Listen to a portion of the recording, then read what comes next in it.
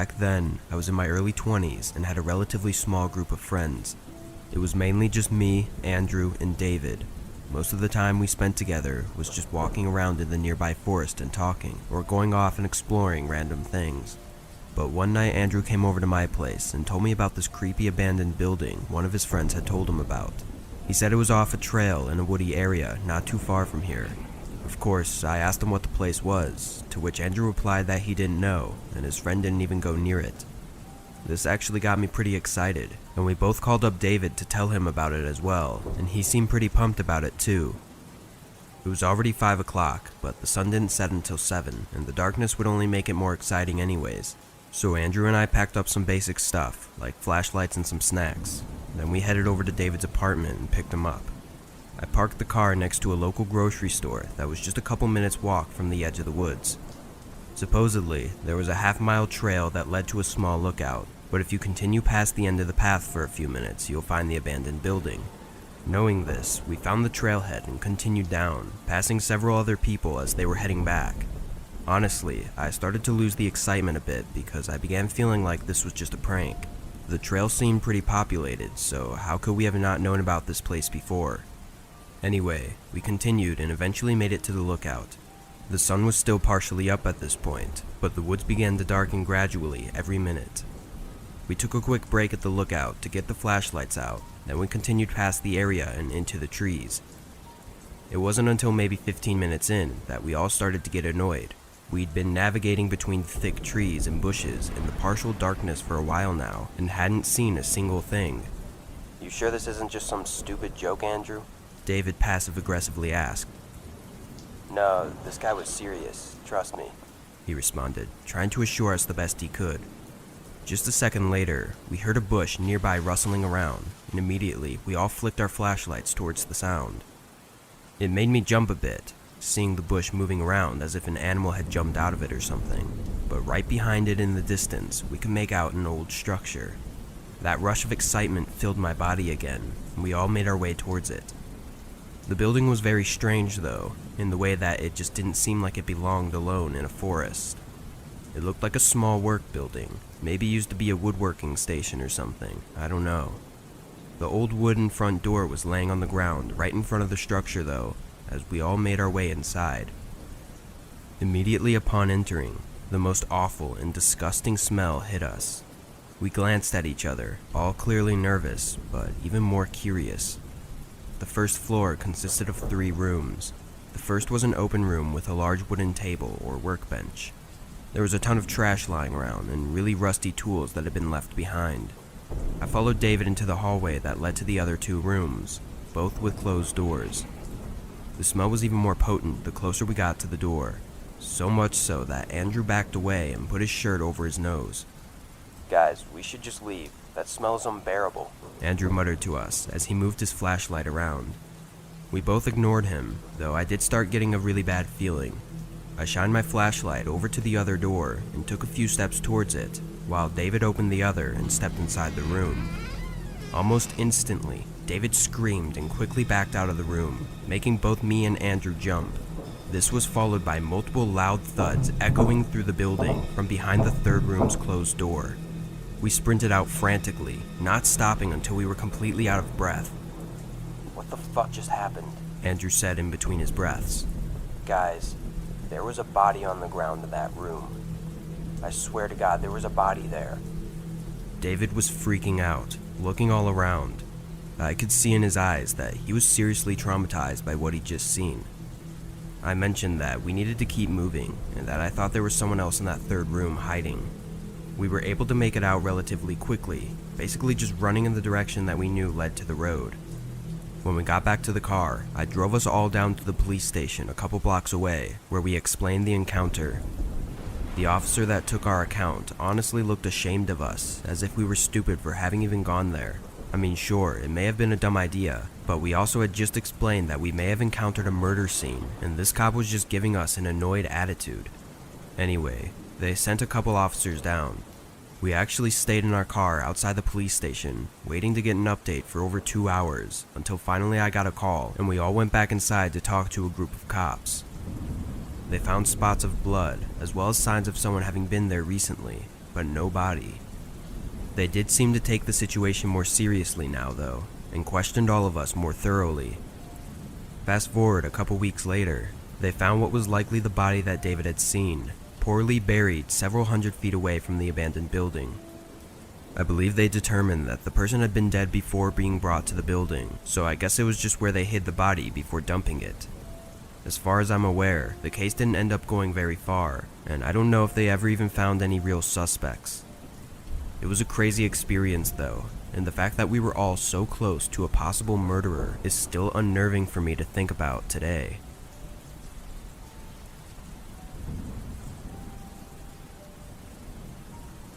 I live in Detroit, Michigan. If you aren't already aware, Detroit has some of the largest amounts of abandoned buildings in the United States. I'm not sure why it is exactly, but I've always grown up living in towns that were neighboring these old worn down buildings, so I was used to it. A lot of people would hang out in them or explore them for fun. It was just a regular thing. When I was in middle school, I had a best friend who I'll call Philip. During our middle school years, both of us began to find interest in these abandoned buildings, thinking about what had happened before they were abandoned and what could still be inside of them. Obviously, we knew it was somewhat dangerous to go exploring them, but having just become teenagers, we felt like badasses for some reason, and so we kind of forced ourselves not to be scared of them. We knew gangs would sometimes hang out in the abandoned neighborhoods with all the buildings next to each other, so we did at least avoid those places. But there were a lot of other buildings nearby that were mostly isolated in the forested areas, so we began exploring those over the next few months. We had gone to maybe 3 or 4 and would make each one our designated hangout spot for a few weeks before finding a new place. And that's when things got bad. Philip and I were traveling down an overgrown and cracked cement road that led to several abandoned homes that we'd already been to. We continued further down this time, however, in search of a new and interesting place. Most of the homes were just a short minute's walk between each other, but as we got further along the path, we noticed that we'd been walking for almost 5 minutes and hadn't seen another house. With this in mind, we continued, unsure of what to expect. The thing was, there was still a concrete path, so it had to lead to something. Eventually, maybe another 5 minutes later, we reached the end of the concrete portion of the path. However, there was a faint gravel trail that continued. As far as we could see, it was just trees, but we were sure it had to lead somewhere, so we kept going forward. Only 1 or 2 minutes later, we finally reached a house. It was odd looking, kind of like a townhouse, but a random townhouse this far out wouldn't make much sense.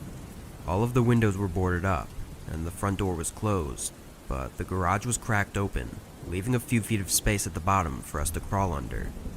Philip banged on the metal garage door a few times to make sure it was gonna hold, then we both knelt under it. Inside the garage was pretty much nothing, a bit of garbage and dirt, but the door leading into the house was closed. I pressed up against it, turning the knob and pushing hard, but it wouldn't budge. Hey, can you give me a hand with this? Both of us pushed, and we were able to get it open, enough for us to squeeze through. First thing we noticed was a huge dresser that was pressed up against the door. I gave Philip a confused look, then we both climbed over it and made our way into the kitchen. From where we were standing, we could see down a hallway that led to some stairs going up, as well as what looked like the living room. Oddly though, the place wasn't in very bad shape, not much trash inside, and relatively clean. We could tell people had been there before though, as there were a bunch of footprints on the dusty wooden floors. As we started walking through the hallway, a sudden, soft bang came from the other side of the house. It sounded as if something small had dropped on the floor. We exchanged glances and stood quietly in the hallway, listening for anything else. I don't know about Philip, but I was definitely getting pretty worried. The front door was just ahead of us though, so after a few seconds of silence, I slowly started toward it. A little over halfway there, an ear-piercing, loud metal scraping sound vibrated through the house, followed by an enormous crashing bang from the garage. I swung the front door open and we sprinted out of there. My heart was beating out of my chest and I could feel my adrenaline rushing through me. As we got back on the path, I looked back, seeing the garage was fully closed now. We pretty much ran all the way to Philip's house. Neither of us were sure what happened.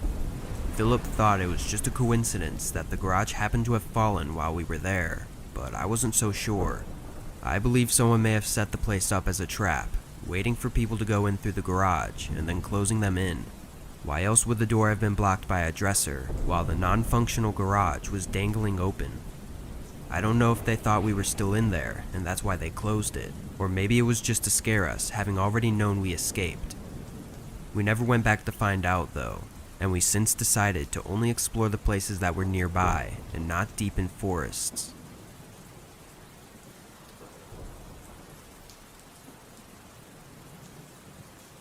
My best friend Jack and I always had our little places where we would hide from the rest of the world, whether it was a corner in the schoolyard or the skate park nearby. When we were tired of the grown-ups around us or our siblings, we just took our comics and left for a while. After a few years, we built a tree house in Jack's backyard and spent a lot of time in there. But whenever his younger brother came up to join us and we were unable to kick him out because of their mother being around, we often left for the woods instead. With our books and flashlights, we stayed out all day, and over time, the treehouse became more often occupied by Jack's brother and his friends. His mother said we were getting too old for it anyways, which we full-heartedly disagreed on. Still, we were forced to find a new hideout. So, one day we grabbed our stuff and went into the woods again, going farther than we'd ever been before. We tried to build a new shelter, but it didn't even get near to the greatness of the treehouse, and we got home disappointed. My mother sent us into the woods again the next day to walk our dog, Sammy, and we went even farther than before, determined to give the search a second try. Sammy, however, wasn't very keen on sniffing out the best possible places, and he never even waited for us while we judged a certain spot on its potential. One time even, when he dashed off again, he didn't come back. Jack was the one who noticed, and after 30 minutes of calling, searching, and whistling, I called my mom in a panic. She quickly dispelled my worries and assured me that I would probably find him soon. It wasn't the first time he'd done that, and every time he'd come running back. So Jack and I walked on, even when twilight began to fall. We put on our flashlights, and Jack suddenly signaled for me to stop. He said he heard barking, and standing in silence, I heard it too. We hastened to where it came from, and found Sammy in front of a small stone building, barking at seemingly nothing. What you got there, bud? We've been looking all over for you. I got the leash, and Sammy began growling at something. I connected the leash back to Sammy's collar, and we both started heading out. We took one last look at the building though, agreeing that Sammy had helped us find a hideout after all, and we came back the next day. It was already twilight by then, having finished our schoolwork and dinner first. We left Sammy home and only took our flashlights, phones, and batteries with us, ready for the dark. The stone building turned out to be an almost square, singular structure with a creaking metal door, as well as a corrugated iron roof and no windows. There was nothing inside, and the floor was made of the same cold stone. We took the next day to bring over some old blankets and cushions, and even a lamp that worked on batteries. The treehouse was all forgotten, and we spent the last semi-summer days with the metal door open while we sat reading in the little building. We closed it when fall came along. It didn't really bother us. It was dark outside now too, so it didn't really matter. Our interior had gotten some updates as well. We hung a garland with little lights above our heads and put posters on the walls. This hideout, so we thought, was going to last forever.